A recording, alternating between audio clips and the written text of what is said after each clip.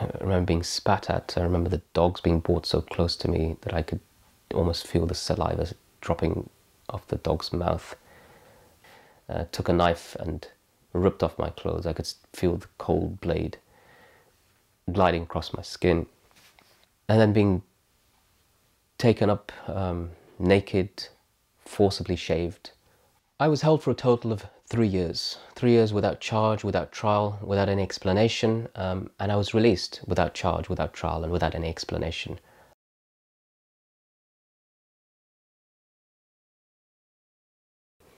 Most memorable times, which included going to a Jewish primary school, a Christian secondary school, and studying the Quran in the evenings. So getting the best of many different worlds, being somebody of Asian, Pakistani, Muslim origin.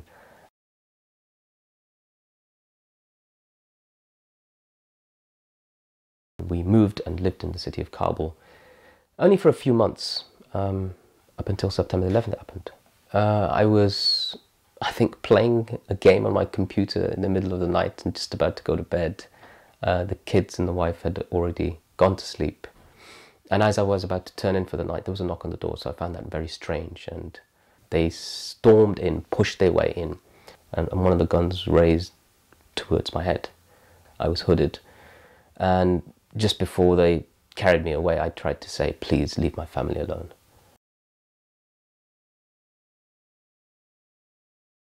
Prisoner 421, and I remember his number because his back used to be towards me when his hands were tied up.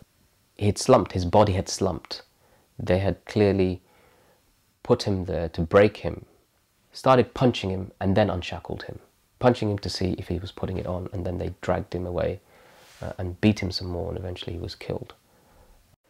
It was important for my own mind, for my own sanity, to try to instill some sort of a program so that I could keep focused.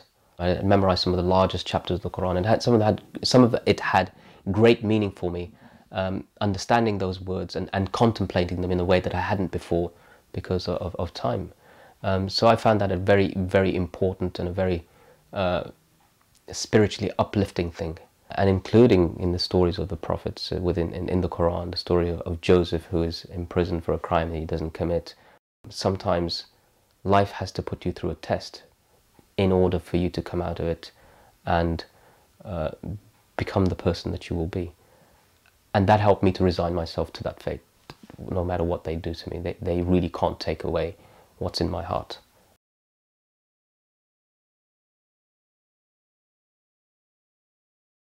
I'd come back home almost instantly after getting off the plane from Guantanamo, and found that the fire wasn't working, the gas fire wasn't working, and I began to try to fix it and asked if my toolbox was still here.